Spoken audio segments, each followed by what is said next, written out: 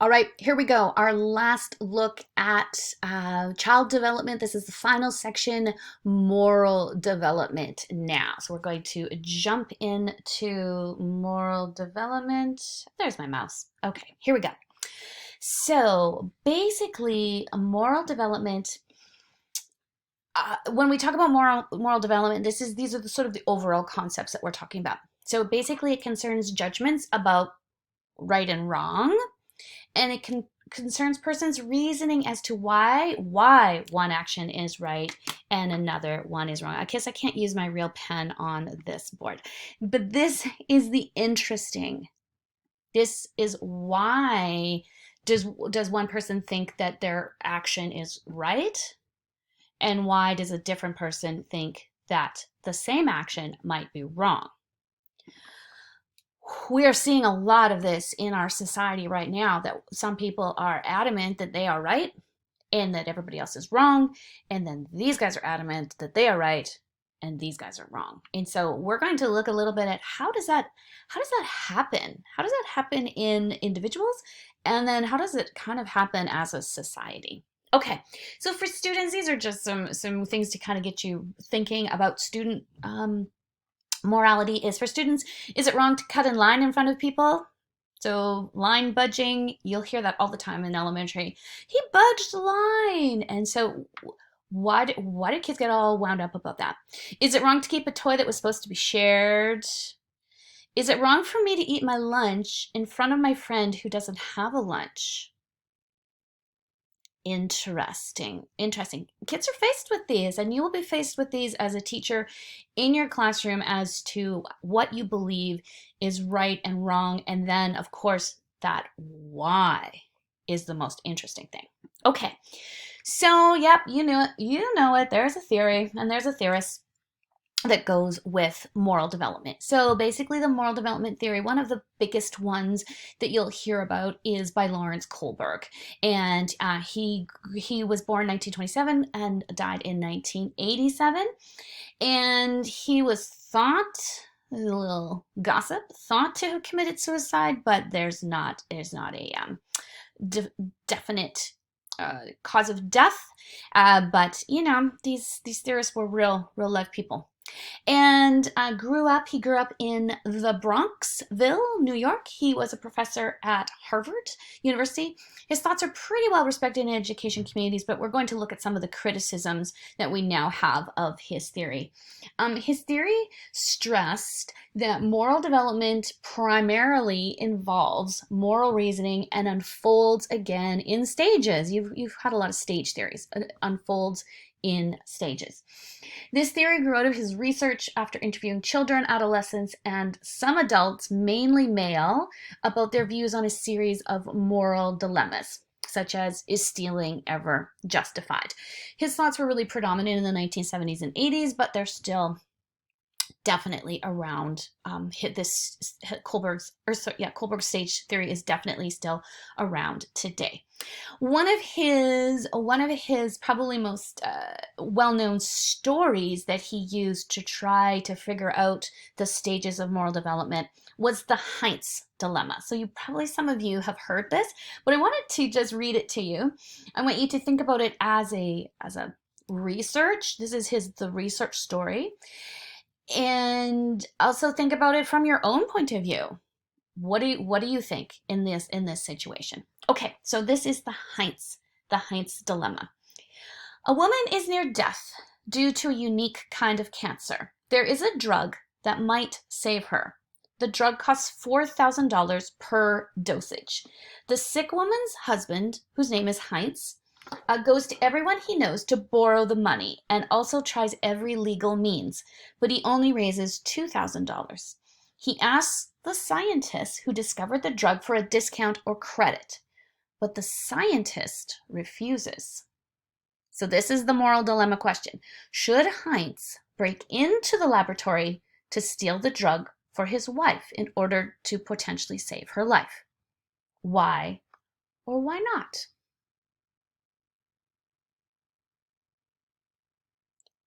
Have a little bit of a think about this. Okay, I'm going to go on. So Heinz did break into the laboratory and stole the drug. The next day, the newspapers reported the break-in and the theft. Brown, a police officer and friend of Heinz, remembered seeing Heinz the evening before behaving suspiciously near the laboratory. Later that night, Brown, the police officer, saw Heinz running from the lab. So now the moral dilemma is, should Brown report what he saw? Being a police officer and a friend of Heinz. So should Brown report what he saw? Why or why not? Again, have a little bit of a think about this. We're going to have a little bit of a discussion about this in Collaborate, about what you thought about the Heinz dilemma. So be ready to chat a bit about that. Okay.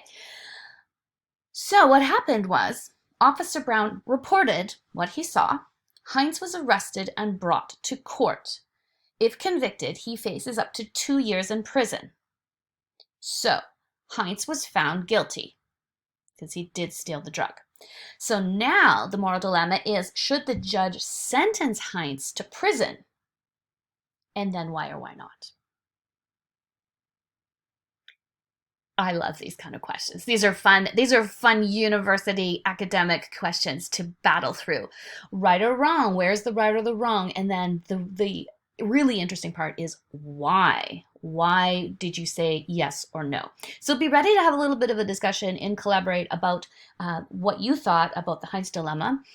As an individual, what do you think is right and wrong in there? Because these, again, are moral issues. Okay, let's jump into Kohlberg's theory of moral development. I would suggest you watch this YouTube clip. It's actually quite a nice little summation from beginning to about 5 minutes. It gives you the whole idea. The last part of it is the Heinz dilemma. So if you want to hear it again, you could keep watching, but you watch that 0 to 5 minutes. Basically, it's going to go through this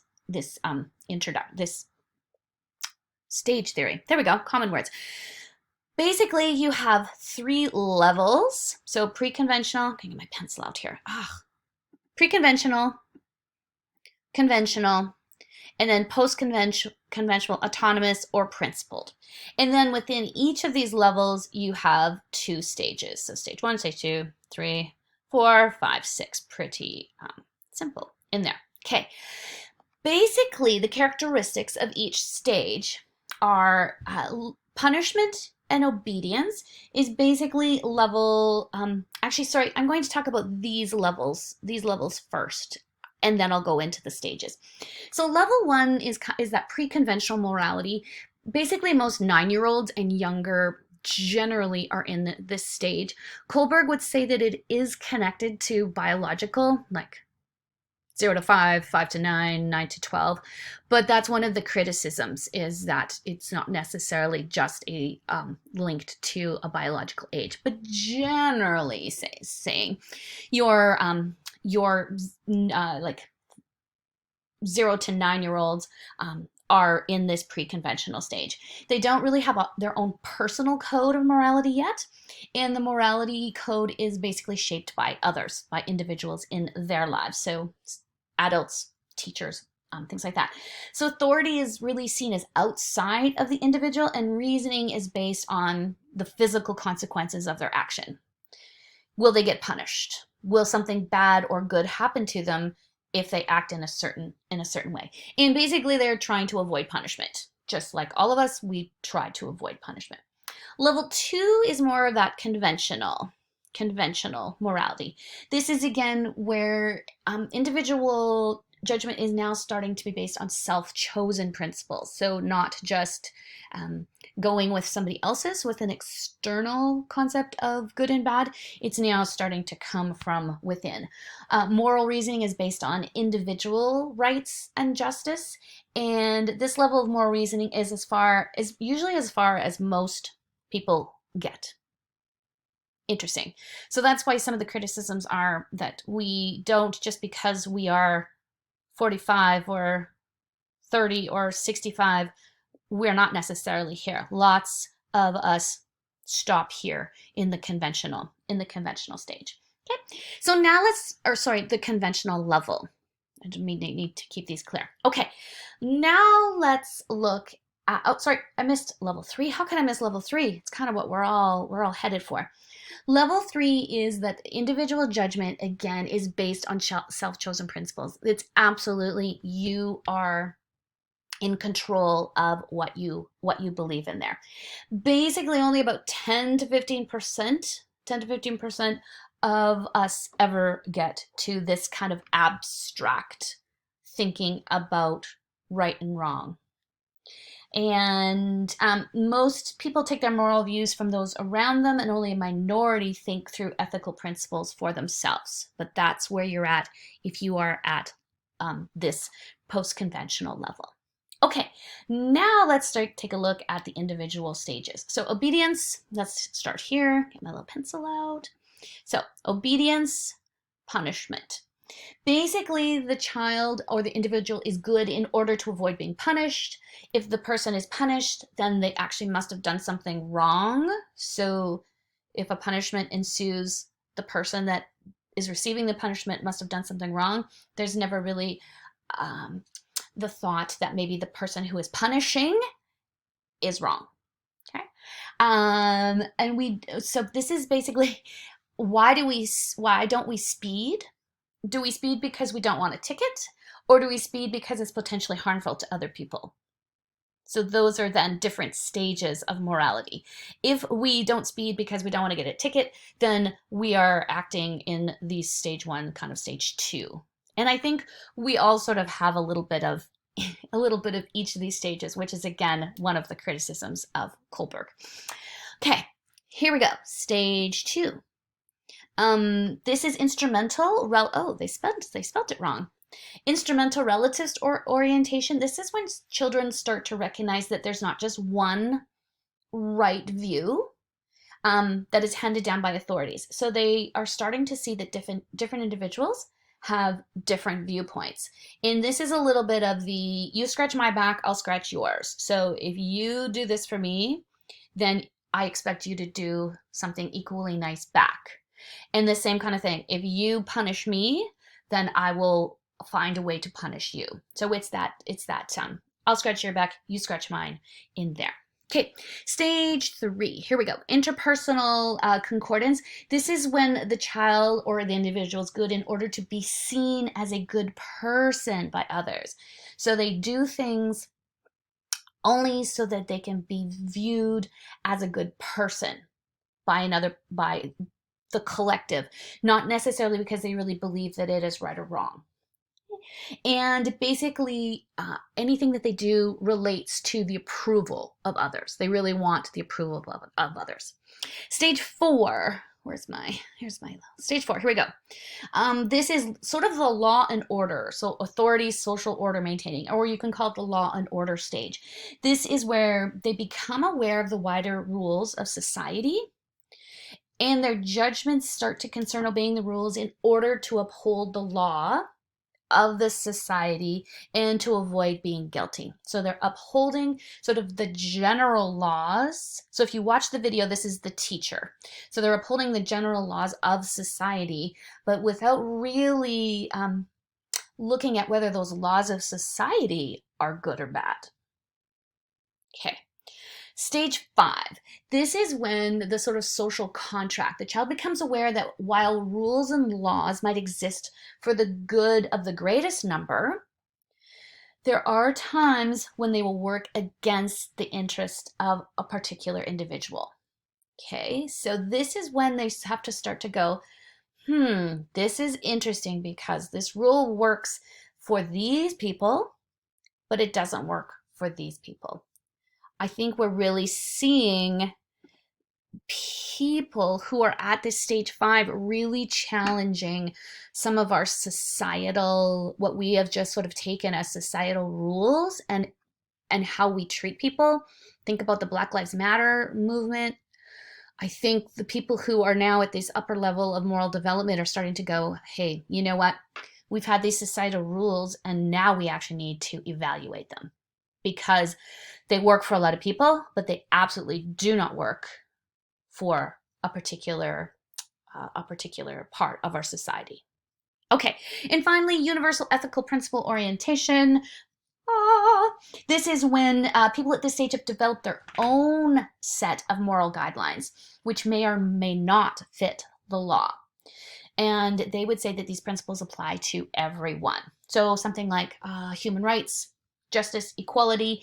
The person will be prepared to act to defend these principles, even if it means going against the whole rest of society. So somebody like Gandhi in the 1930s in India who pushed back against the caste system. Somebody like Nelson Mandela who pushed back against apartheid. You know, somebody like Martin Luther King who pushed back against segregation, right? So that's where they go, no, there are rules that need to govern our society that we are not adhering to in this society, and so we have to push back against those rules that are being usually oppressive of one group or another in order to uphold a dominant group. Wow, doesn't that sound like what's going on right now? Okay, so those are the levels of development. And again, if you watch the video, it just kind of gives you a little bit of another way to look at it.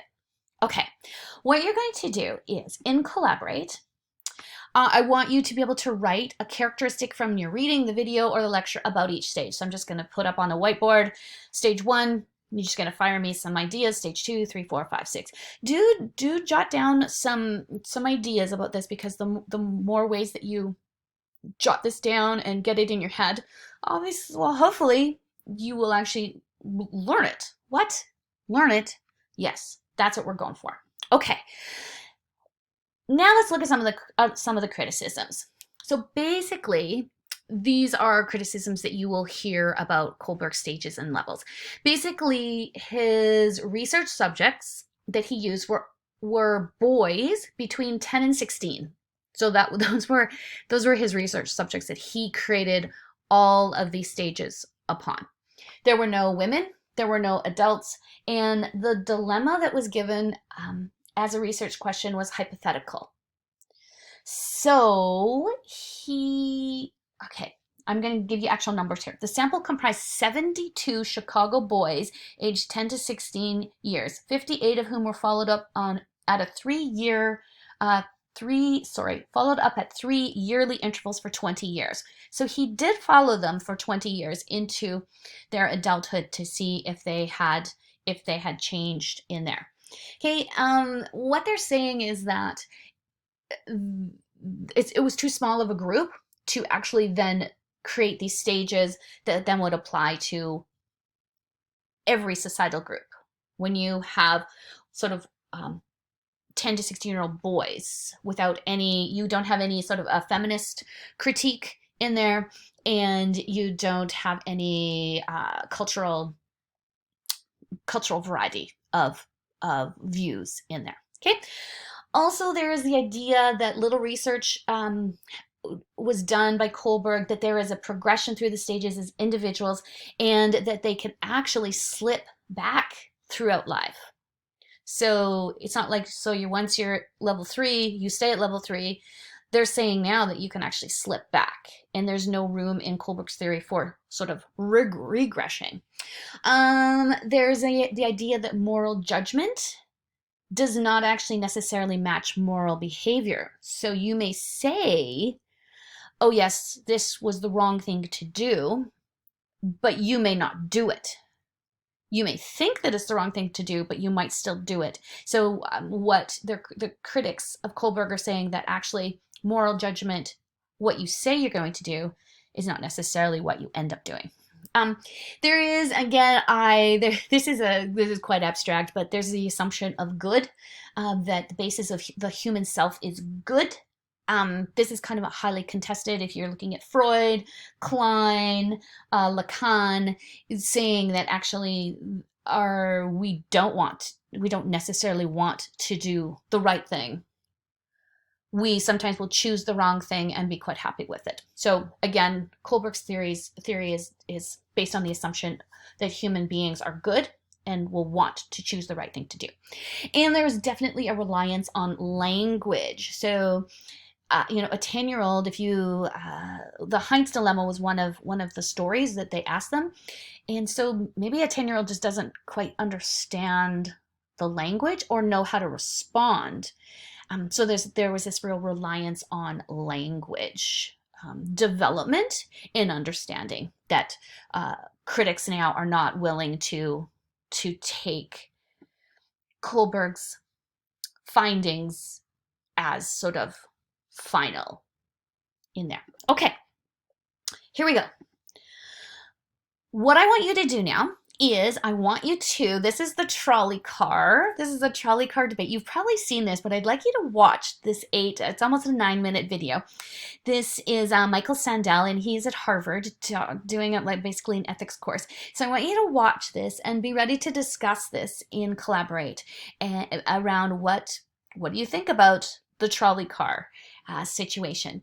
If you want, if you're really into this, you can watch The Case for Cannibalism. It's also kind of an interesting thing in this lecture here, 30 to 35 minutes, if you're really into that. So watch this and then be ready to discuss in Collaborate.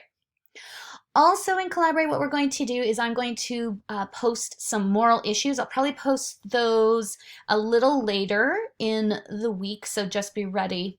Just be ready to look for those a little later in the week. I might get them up today, but look for them possibly a little later.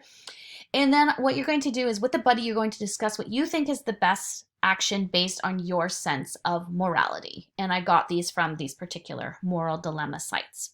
Okay. Also, I want you to think about cheating. Cheating is a big deal in post-secondary, right? It's a big deal. And I want you to think about the moral dilemma of cheating on tests or exams. It's not such a big deal in COVID time, but it is when you're going to be back face to face with us soon. Okay, so while students sometimes would never cheat under some circumstances, some students will cheat if they know they can get away with it, right? Other students cheat with no fear of punishment. What do you think as a future teacher are the critical elements that you should include in a discussion with your students about teaching? And how might your discussion change with grade 2, 6, or 12 students? So we're going to have a little bit of a look at cheating, and then we'll watch this video together when we get together in Collaborate. All right. Super interesting. I love this kind of moral discussion. Looking forward to having a little bit more of a discussion about this in our Collaborate time. All right. Take care.